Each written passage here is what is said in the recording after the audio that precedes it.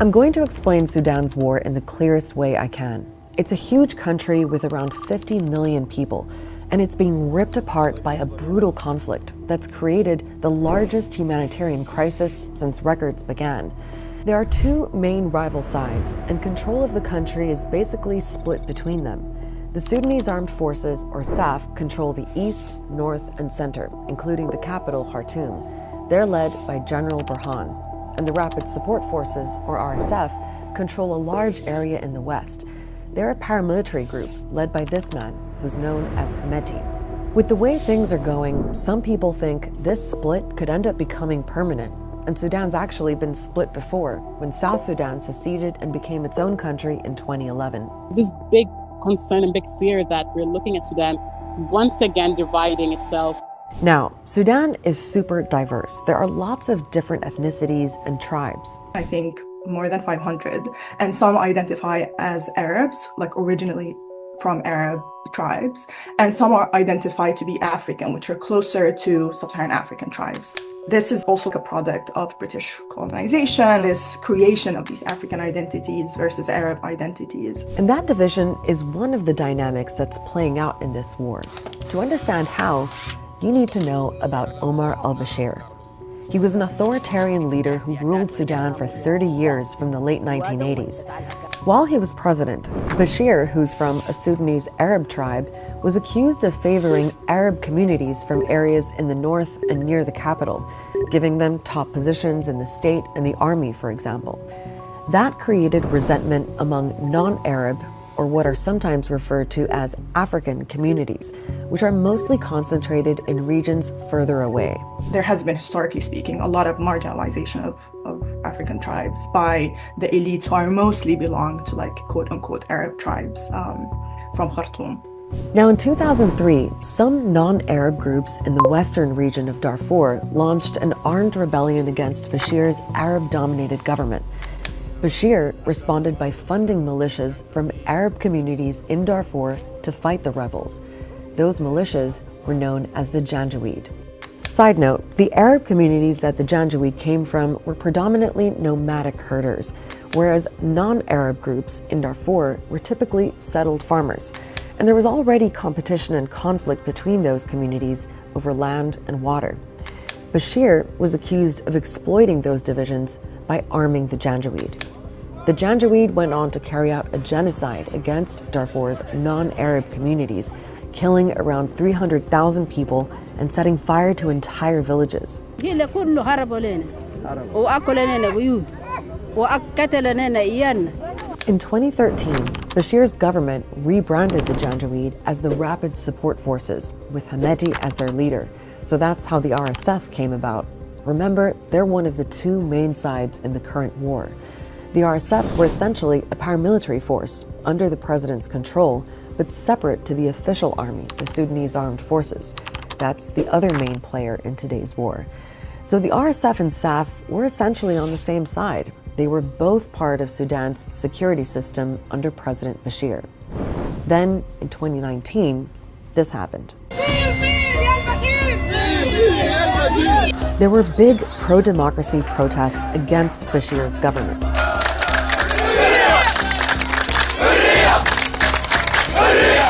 Within a few months, the army and the RSF turned on Bashir and removed him from power. It was a huge moment in Sudan. It's like a football match. We're trying to get up high to show you exactly how many people are here. It's completely extraordinary. After Bashir was gone, there was a tense transitional period when power was supposed to be shared between representatives of the protesters who wanted a civilian-led democratic government and the military leadership, which had Burhan at the top and Hemeti as number two. There was finally a very unique window of opportunity to move towards democracy, but it was a chance that was stolen from the people of Sudan by the Rapid Support Forces and by the Sudan Armed Forces, who refused to let go. All right, we're breaking into this program to take you live to Khartoum. In 2021, the military, under Burhan, made a power grab and abandoned the power-sharing deal with the civilian groups. And it's really the coup of 2021 that led us down this road to war. A power struggle then developed between Burhan and Hemeti, especially over plans to merge the RSF into the Sudanese Armed Forces. Obviously, this is something that would have threatened Hemeti's power. The disagreements between them became so much by April of 2023 that they both thought that the only way to figure this out was to eliminate the other. And that's how the war started. First in Khartoum, then spilling into other parts of the country. Tens of thousands of people have been killed and more than 12 million people have been displaced. Both sides have targeted civilians. Sexual violence is being used as a weapon of war. There have been outbreaks of famine, and nowhere near enough aid is getting in. This war has just brought nothing but heartbreak, nothing but loss, nothing but, death. It's been especially violent in Darfur and areas of Western Sudan, where the RSF has been trying to consolidate its power. It now controls the whole of Darfur and has been pushing east. There have been intense battles between SAF and the RSF in North and West Kordofan. And as the RSF has taken more and more territory, we've seen a horrific pattern of atrocities carried out by its fighters. The RSF have cut off food and water supplies to cities, trapping thousands of people. There have been massacres of non-Arab communities in places like El Geneina, where the UN says up to 15,000 people were killed. And more recently, we've seen targeted killings in Al Fasher. RSF fighters have even been posting videos of their killings online. So I'm in a bus station turned into a displacement camp for people coming from Al Fasher. Just like one horror story after another, one depressing story after another. القتل فيه الجثث فيه لانه بتلقى جثث واقع جثث بتاعت ناس جثث بتاعت اطفال ملابس بتاعت ناس مدقولات مستندات بتاعت ناس مدقوله في الشارع يعني الشارع والله تقدر تقول زي الافلام المخيفه دي يعني. And remember, the RSF emerged from the Janjaweed, the group that committed genocide against the same tribes in the same region 2 decades ago. One way I've heard someone describe it is that they are just doing the job they started in the early 2000s. They are just completing the genocide they began. In fact, the US has already declared that the RSF's actions in Darfur since 2023 amount to genocide. Now, after those videos emerged of RSF fighters executing people in Al Fasher, the RSF leader Hemeti said there would be an investigation, and one commander was arrested. But many analysts see it as a PR stunt. A form of twisted accountability, performative accountability, where one commander is essentially arrested, but the thousands of militiamen that were involved in the onslaught on Al Fasher essentially walk away scot-free. I don't think anyone sees any credible pathway to accountability through the RSF.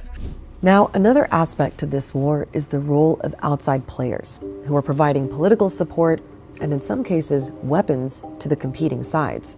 One of SAF's main backers is Egypt. For the Egyptian government, their interest is to have a modicum of stability in Sudan, and in that they draw on a government, the last kind of legalized government that you have, which is the Sudan Armed Forces. But mostly it relies in terms of weaponry on Turkey and Iran, and as well as Egypt. On the RSF side, one of the main players is the United Arab Emirates, the UAE, which denies support to the RSF, but is well known to be the RSF's main backer. The RSF relies mainly on the United Arab Emirates for political and military support, but it also relies on a network of different states and sort of authorities in the region surrounding Sudan that are very close to or allied to the United Arab Emirates. A report from Amnesty International found that the conflict is being fueled by an almost unimpeded supply of weapons to both forces. It found evidence of weapons from Turkey, Russia, Serbia, China, Yemen, and the UAE. Keep in mind, there is supposed to be an international ban on sending weapons and ammunition to Darfur because a UN arms embargo has been in place since 2004. Another thing fueling the war in Sudan is gold, which both sides are using to fund their fight, to buy weapons and supplies like food and fuel. Gold can be found all over Sudan, It's a multi-billion-dollar trade and the most significant source of income for both SAF and the RSF. Sudan borders 7 other countries, and it's thought that gold is being moved out through many of them. So we have other armed groups, producers, traders, smugglers, neighboring governments much further afield, and this makes a real network or networks that come together to sustain the war. So this war has evolved well beyond a feud between 2 generals. There are billions of dollars worth of commodities at stake and so many players. And now we're looking at both sides trying to entrench their authority in places they control.